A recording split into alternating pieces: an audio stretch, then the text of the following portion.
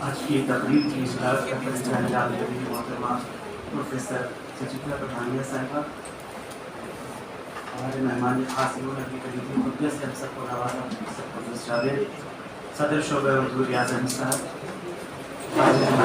شعبہ اردو اساتذہ، یہاں کشمیر کے فنکار سب موجود ہیں، بہت سو سے تعلق ہے، رحمانی صاحب میں تشریف کرتے ہیں۔ مجھے ریاض صاحب نے یقین دیا تھا کہ بنگلہ دیش سے جو اساتذہ آئے ہیں وہ شاید آج کے دن پہنچنے میں تاخیر ہو، تو مجھے بنگلہ دیش کے حوالے سے کچھ گفتگو کرنی ہے، کچھ بتانا ہے۔ میں کچھ چیزیں آپ کے ساتھ شیئر کرنا چاہتا ہوں بنگلہ دیش کے حوالے سے۔ میرا خود پہلے یہ ماننا تھا یا میرا تصور یہ تھا کہ بنگلہ دیش میں اردو نہیں ہے۔ ظاہر ہے کہ جس ملک کا وجود ہی زبان اور ثقافت کی بنیاد پر آیا ہو تو وہ لوگ اس زبان کو کس طریقے سے زندہ رکھنے کی یا فروغ دینے کی کوشش کریں گے۔ یہ عام ذہن ہندوستانیوں میں بالخصوص اردو والوں میں وہ جہاں بھی ہیں یہ ذہن میں یہ بات تھی کہ بنگلہ دیش میں اب اردو نہیں ہے۔ لیکن جب یہ آپ 2017 میں بنگلہ دیش کے مشہور افسانہ نگار ارمان شمسی کلکتہ آئے، میں مسلم انسٹیٹیوٹ سے وابستہ ہوں، وہ کلکتے کا 120 سال پرانا تاریخی ادارہ ہے، وہاں وہ آئے، انہوں نے کہا کہ میں اپنی 2 کتابیں کلکتے سے شائع کروانا چاہتا ہوں، بنگلہ دیش سے آئے ہیں۔ تو ان سے ساری بات معلوم ہوئی کہ ہماری بہت ساری غلط فہمیاں ہیں، ہمارے پاس وہ ان کی جو سرگرمیاں ہیں اس کا کوئی علم نہیں ہے۔ انہوں نے پھر اپنے 2 مجموعے دیے، ان کے مجموعے یہاں شائع ہو گئے، کالی پری اور ریشم کے جال، یہ ان کے 2 افسانے مجموعے کلکتے سے شائع ہوئے ارمان شمسی۔ انہوں نے بتایا کہ ڈھاکہ یونیورسٹی میں اردو ہے، راجشاہی یونیورسٹی میں اردو پڑھائی جا رہی ہے، تو شوق یہ جاگا کہ بنگلہ دیش جانا چاہیے، وہاں اردو کی کیا موجودہ صورتحال ہے جہاں اتنا سخت رویہ تھا۔ تو 2017 میں ایک سبھی نکلی، وہاں پر انٹرنیشنل کانفرنس ہوئی شعبہ اردو ڈھاکہ یونیورسٹی کی طرف سے۔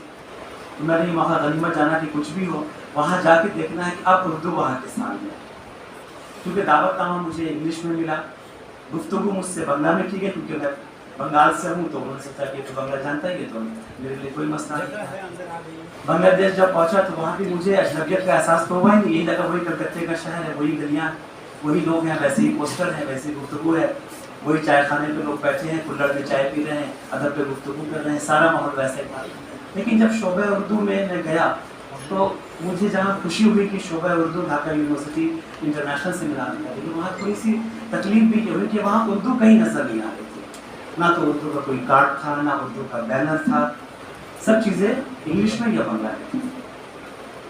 تو تکلیف تو ہوئی کہ اتنا نام سنا تھا یہاں کے، لیکن جب انہوں نے گفتگو کے دوران بتایا کہ کیا حالات تھے، کن حالات سے وہ گزرے، تو یہ احساس ہوا کہ وہ کہیں نہ کہیں ایک ان کے اندر ایک احتیاط وہ برتتے ہیں، کیونکہ وہاں پر عام تصور یہ تھا کہ اردو زبان پاک آرمی کی زبان ہے، لہٰذا اس کو اس طریقے سے فروغ نہیں دے سکتے۔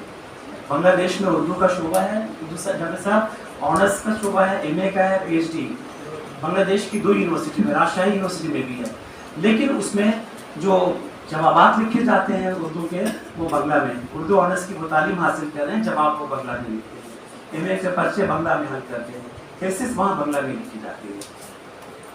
تو وجہ یہ تھی کہ جو اردو والے تھے وہ تو وہاں سے چلے گئے تھے، اور جو کیمپ میں رہ رہے تھے، جن کو ہندوستان سے گئے تھے، انہیں آج تک بہاری کہا جاتا ہے، چاہے وہ ہندوستان کی کسی بھی ریاست سے گئے ہوں، لیکن ان پر لیبل لگا ہوا ہے بہاری، وہ ان کہتے ہیں کیمپ میں رہتے ہیں، یہ وہ ان کے اندر اتنا ڈر خوف ہے کہ وہ گھروں میں تو اردو بولتے ہیں، لیکن ان کی دکانوں میں یا باہر جو ان کی جو گلیاں ہیں، جو کاروبار وغیرہ، کہیں پہ بھی اردو نام پر کوئی سائن بورڈ نہیں۔ مدارس نے البتہ بنگلہ دیش میں اردو کو زندہ کر رکھا ہے، وہاں 2 طرح کے مدارس ہیں، ایک مدرسے کے جو لوگ ہیں وہ ندوہ کو فالو کرتے ہیں اور ایک دیوبند، اور یہی کا نصاب وہاں پڑھایا جاتا ہے۔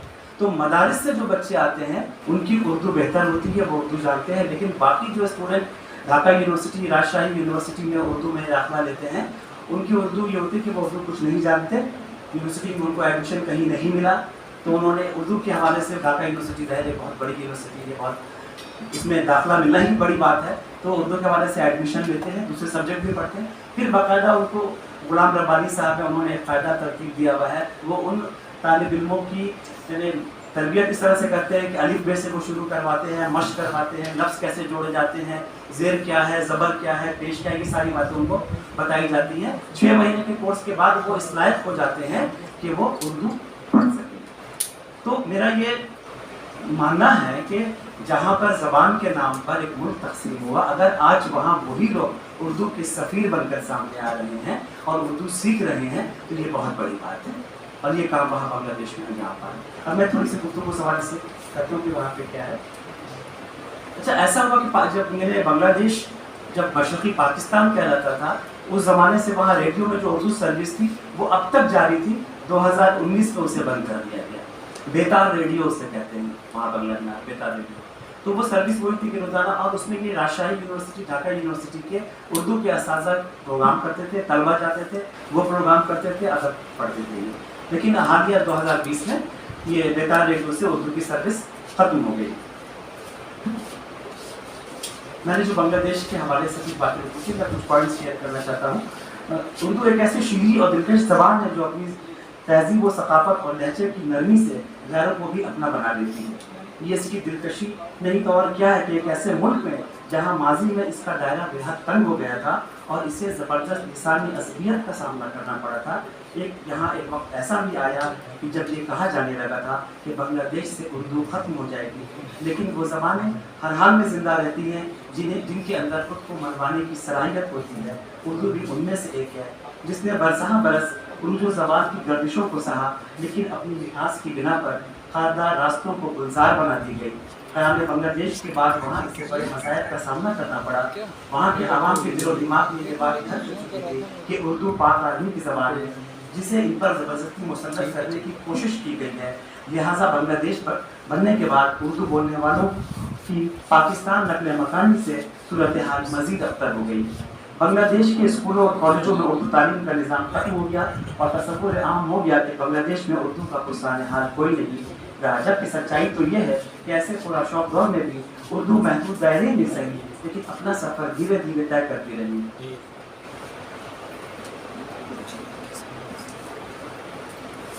ہم لوگ یہ سمجھتے تھے کہ بنگلہ دیش میں اردو کی صورتحال بہت بہتر نہیں ہے، لیکن وہاں جا کر یہ خیال غلط ثابت ہوا۔ ڈھاکہ یونیورسٹی میں شعبہ اردو کا قیام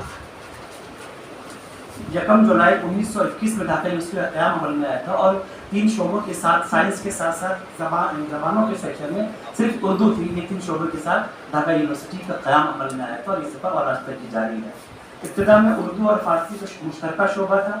بنگلہ دیش کی آزادی کے بعد اثر شعبے پر پڑا، وقت کے ساتھ ساتھ شعبے میں داخل ہونے والے طلبہ طالبات کی تعداد میں اضافہ ہوتا گیا، اور 10 مارچ 2007 کو یونیورسٹی کی انتظامیہ کی جانب سے اردو کو ایک علیحدہ شعبے کی شکل دی گئی، اس کو فارسی سے الگ کیا گیا۔ پروفیسر ام کلثوم بہت اچھی قلمکار وہاں کی رہی، انہوں نے وہاں زبان کے فروغ میں بہت اہم کام کیا ہے۔ ان دنوں ڈھاکہ یونیورسٹی کی شعبہ اردو میں طلبہ طالبات کی تعداد تقریباً 400 ہے، اس کثیر تعداد میں، اور اساتذہ 12 کے قریب اساتذہ ہیں فل ٹائمر کی حیثیت سے جو پڑھا رہے ہیں۔ ہمارے یہاں یونیورسٹیوں میں نہیں کہ 4-5 2-3 فل ٹائمر ہیں یا گیسٹ ٹیچر ہیں، ان سے ہم کام چلا رہے ہیں، لیکن وہاں راجشاہی یونیورسٹی میں بھی 11 پروفیسر ہیں فل ٹائم، اور ڈھاکہ یونیورسٹی میں بھی۔ ان دنوں ڈھاکہ یہاں BA Urdu honours, MA Urdu, MPhil اور PhD کی تعلیم دی جاتی ہے۔ شعبہ اردو میں فی الوقت 11 اساتذہ برسر خدمت ہیں جن کی مادری زبان بنگلہ ہے۔ یہ ایک بہت بڑی بات ہے کہ ڈھاکہ یونیورسٹی میں جتنے بھی شعبہ اردو میں جتنے بھی اساتذہ ہیں، سب کی مادری زبان بنگلہ ہے، ان نے اردو سیکھی ہے، اردو سیکھ کر وہ اردو پڑھا رہے ہیں۔ تو یہ ایک بڑی بات ہے کہ ان کے ذریعہ ہم یعنی بنگلہ دیش میں اردو زبان کے فروغ کو ایک نئی سمت دے سکتے ہیں۔ شعبے کی جانب سے سالانہ تحقیقی و تنقیدی مجلہ Dhaka university journal of Urdu کے نام سے شائع ہوتا ہے۔ اردو پڑھنے والے طلبہ طالبات کی مادری زبان بنگلہ ہے، لیکن وہ اردو زبان سے دلی لگاؤ رکھتے ہیں اور اس میں اپنی تخلیقیں شائع کروانا عزت کی بات سمجھتے ہیں، یہ پرچے وہاں خریدتے بھی ہیں وہ۔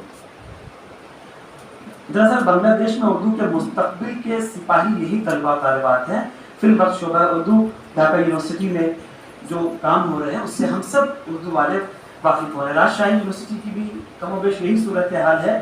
1962 میں یہاں سے شعبہ اردو کا قیام عمل میں آیا، اور لکھنؤ سے ایک صاحب تھے، وہ گئے تھے، وہ اس کے پروفیسر رہے، لیکن آج بھی راجشاہی یونیورسٹی میں कोई ऐसा नहीं आया जिसकी मादरी ज़बान उर्दू हो, उर्दू पढ़ना चाहता हो। हालांकि उर्दू बोलने वाले हैं, काफ़ी बड़ी आबादी है उनकी, कारोबार से जुड़े हुए हैं, खुशहाल लोग हैं, लेकिन वो उर्दू पढ़ना नहीं चाहते। उर्दू बंगाली हजरात पढ़ रहे हैं, उर्दू से मोहब्बत अब बंगला वाले दिखा रहे हैं।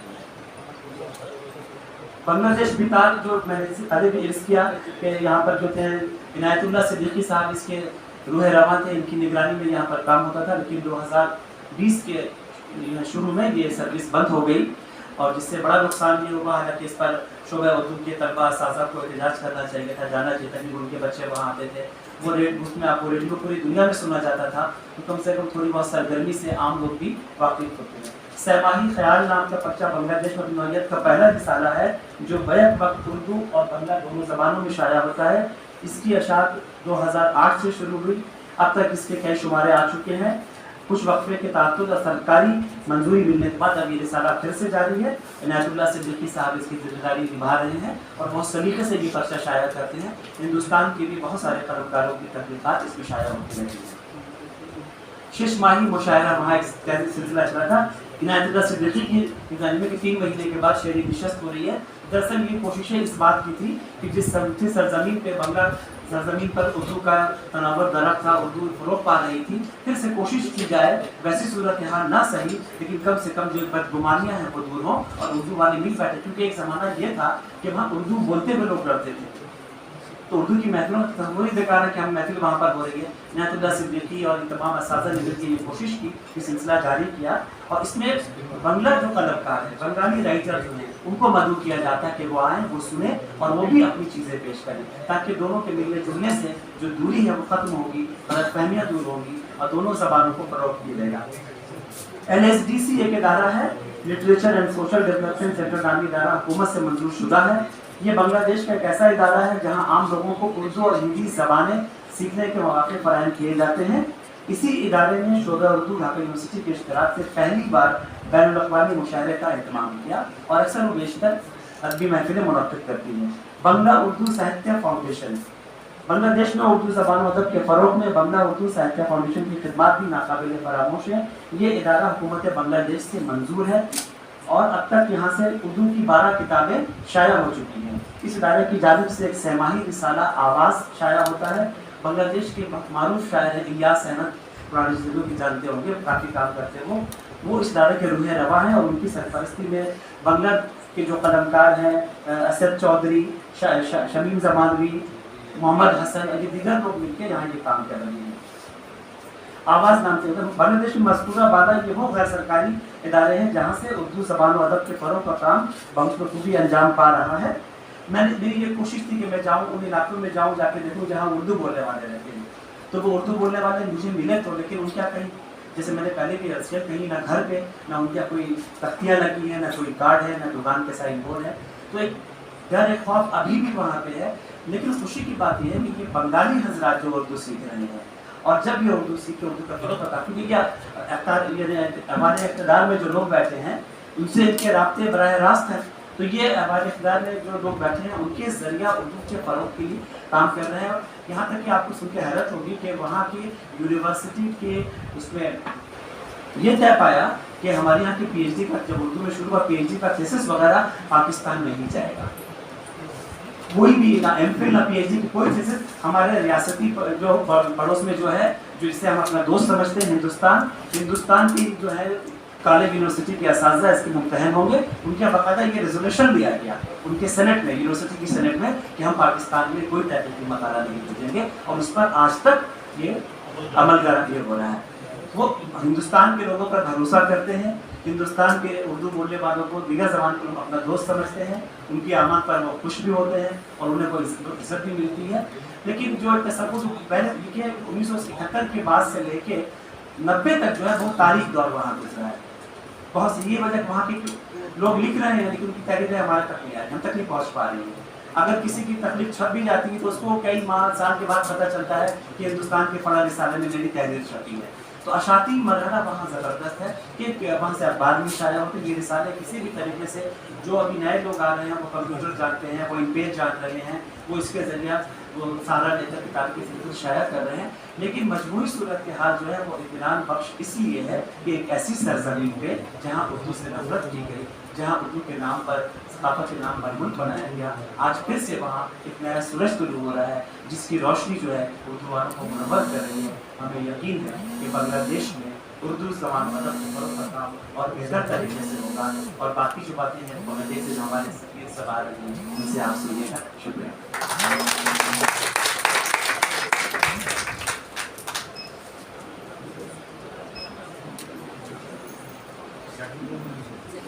बहुत बहुत शुक्रिया डॉक्टर मीर साहब, आपने बांग्लादेश में सूरत हाल पर तफसील से रोशनी डाली।